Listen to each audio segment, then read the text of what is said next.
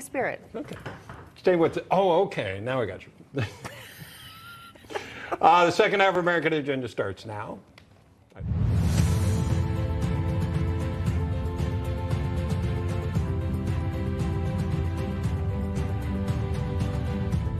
Welcome to the second hour of American Agenda. I'm Bob Sellers. And I'm Katrina Zisch. Thanks for being with us. Members of the House Judiciary Committee are back at the border, but this time in Yuma, Arizona, for part 2 of the Biden border crisis meeting. The field hearing will start at 4 p.m. Eastern Time. Today's testimony will examine the Department of Homeland Security's operations at the southwest border and allow the committee to hear about the effects of illegal immigration on the Yuma community specifically. Joining us right now from Yuma, Arizona, member of the House Judiciary Committee, New Jersey Congressman Jeff Van Drew. Congressman, what are you learning there? What do you want people to know? Oh, we're learning a lot, and we're seeing a lot and actually feeling a lot. Part of this is to really feel what the community's going through and what's happening to them. And by the way, this is going to spread. It's not only going to be Arizona or parts of California or Texas. These people are coming in throughout the entire country, and the drug cartel is coming along with them.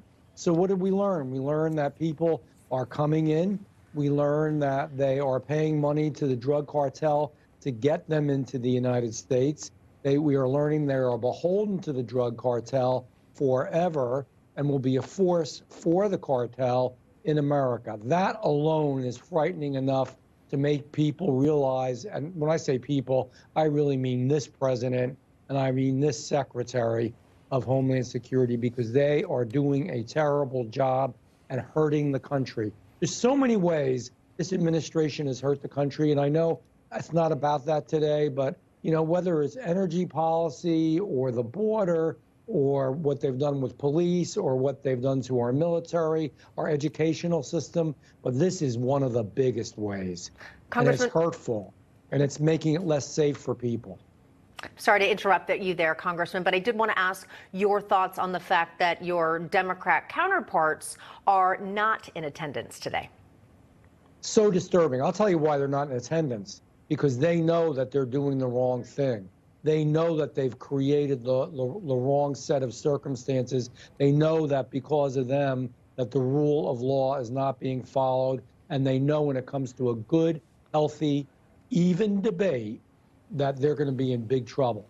So instead of coming here and really owning up to it and learning, and really learning and listening what's really going on, they decide that they're not going to come and they're going to say it's just some show. No, you're going to see real life people today, whether it is people who are involved in farming, whether it is people who are involved in the hospital system, or whether it is people that are involved in law enforcement, actually, or border patrol. You're going to hear the real stories. Yeah. Let me ask you, Congressman, and about that's why they didn't come. I wanted to ask you about the northern border also. I think we have some numbers. We're seeing an incredible increase across the northern border, over 846% increase in illegal border crossings at the northern border. Your thoughts on that?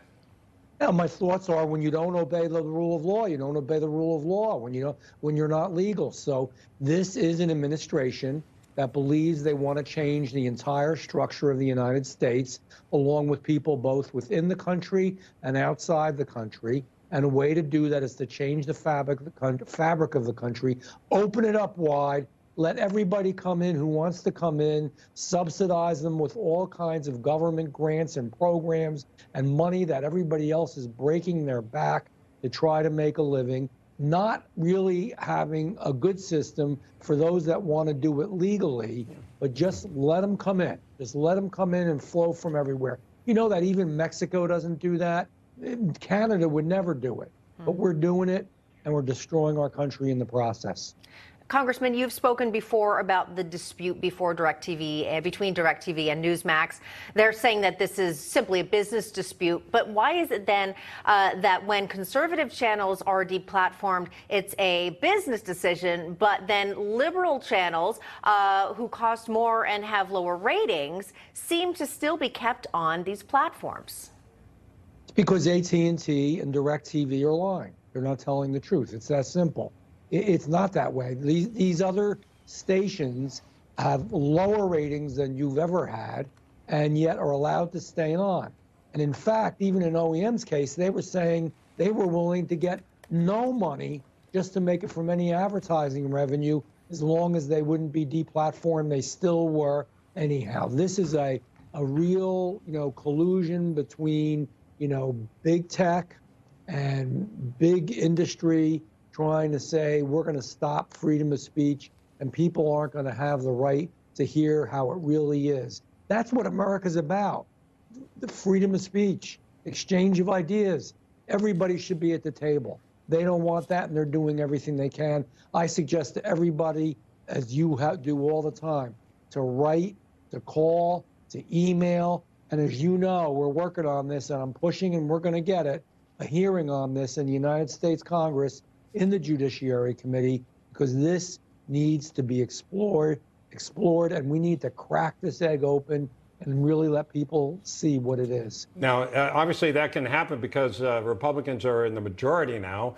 Back in 2021, Democrats were, and under Nancy Pelosi, Democrats wrote a letter to AT&T demanding that One America, Newsmax, and Fox News be removed from the platform. Is it concerning that members of Congress, the two of those channels now have been removed? What are your thoughts on that? It is concerning. It is concerning because it's a loss of freedom. All of these things that we talk about with this administration are a loss of freedom. And here's another example where people can hear multiple ideas. I don't care that the liberal stations are on. That's fine. Let people listen to it, see if that's what they really believe in, but let them also listen to conservative ideas and viewpoints. Let them get the full picture and make decisions for themselves. That's always what the United States of America has been about. But again, and I really want to emphasize, this is an administration that wants to change what America is profoundly forever. This is no joke. This is a real challenge. And what's going on with Newsmax is symbolic of the loss of freedom, and we have to fight it with all the strength we have. Congressman Jeff Van Drew, I should say, have a good trip. We appreciate you joining us. It was a pleasure to be with you. Thank you. All right, sir. We are learning more about the cause of the train derailment in East Palestine, Ohio.